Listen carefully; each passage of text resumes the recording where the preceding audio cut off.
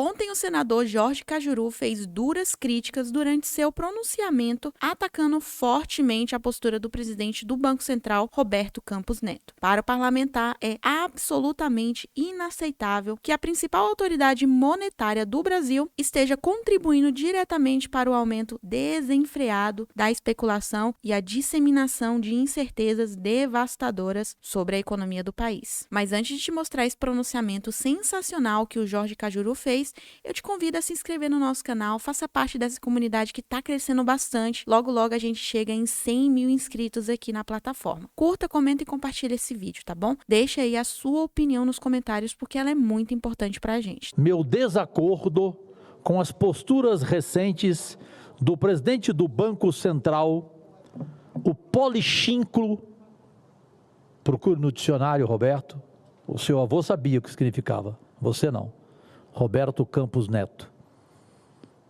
Esse eu tenho nojo só de ouvir o nome dele, porque ele é anti-brasileiro e deveria morar em outro país. Ele tem se mostrado um boquirroto a desserviço do país. É inadmissível ver a principal autoridade monetária do Brasil contribuir para o aumento da especulação e a disseminação de incertezas sobre a economia do país, justamente num cenário que requer equilíbrio, contenção e espírito público dos que ocupam espaços de poder.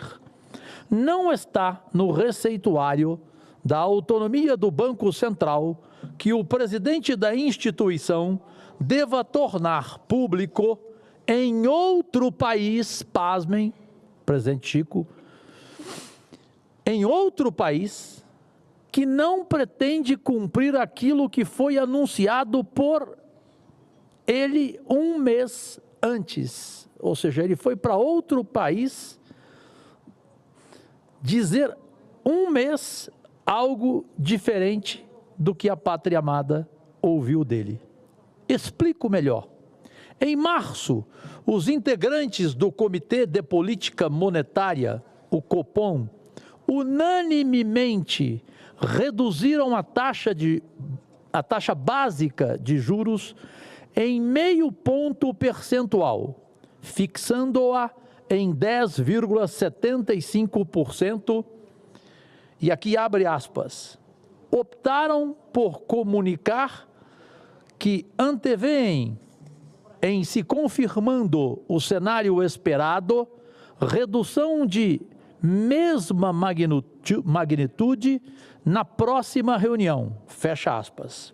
Pois bem, no dia 17 de abril, em seminário na cidade de Washington, capital dos Estados Unidos, o senhor entre aspas, né, Roberto Campos Neto, antecipou que iria defender uma redução da taxa Selic inferior a 0,5%, descumprindo o que o Copom anunciou em ata.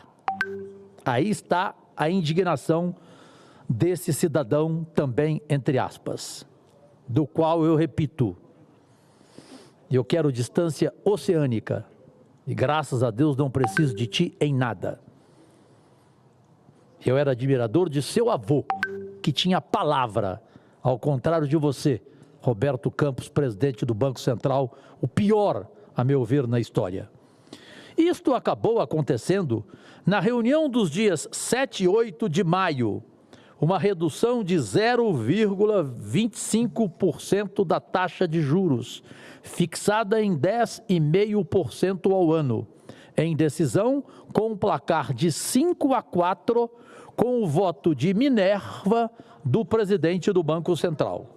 A meu ver, o Banco Central jogou contra a credibilidade do Copom e não parou por aí.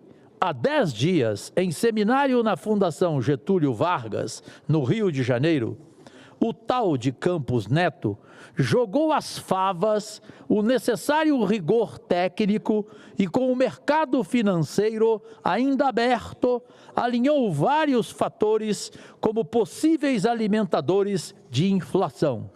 Um despropósito que provocou consequências imediatas. Como informou o site Infomoney, abre aspas, dadas no meio da tarde, as declarações de Campos Neto reforçaram o movimento de alta de juros e câmbio. Depois de passarem a metade do dia em queda, os contratos de juros inverteram o sinal e começaram a subir, fecha aspas. Não é esse tipo de autonomia do Banco Central que precisa tal Campos Neto, que me recuso te chamar de senhor e principalmente de brasileiro.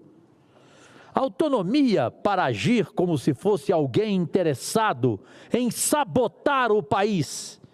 E aqui eu retiro o ponto de interrogação e prefiro exclamação. Você está interessado em sabotar o país. Você foi votar com camisa amarela, você simplesmente nem compareceu na posse do presidente Lula. Então você não é nem brasileiro para mim. Ele deveria, no mínimo, para quem discorda e eu respeito, pedir desculpas aos brasileiros pelo seu boquirrotismo